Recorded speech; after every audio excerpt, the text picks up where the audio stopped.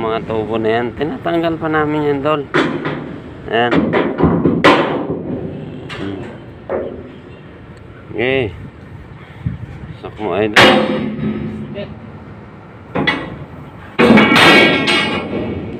Mamaya, ibalik din namin yun uli.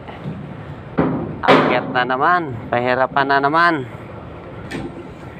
Kaya lang, kapag umakyat ka dito, talagang doble ingat, Idol. Kasi pag nahulog ka, may pagkalalagyan ka.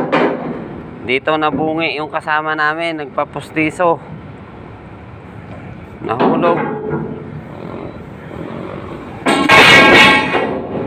Yung natanggap niyang kabayaran ay kulang pa sa pagpagawa ng pustiso.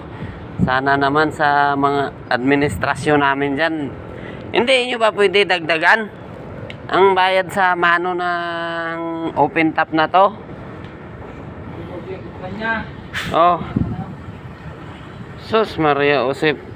Ito ginagawa na lang namin to kasi nakikisama kami sa inyo eh. Pero hindi nyo alam, napakahirap.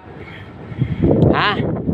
Init, ulan, kung sakali man, matanggal lang namin ang mga bakal at saka yung trapal. Anong masasabi nyo ngayon? Dahil binidyo ko ito. Oh.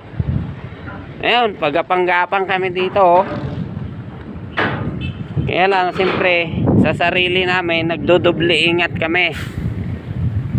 Para walang mapahamak. Yan. Ito yung tinatawag naming open top, mga idol. Ayan na. Ba't iniwan mo na ako? Ay nako talaga. Iniwan mo ako. Ayan.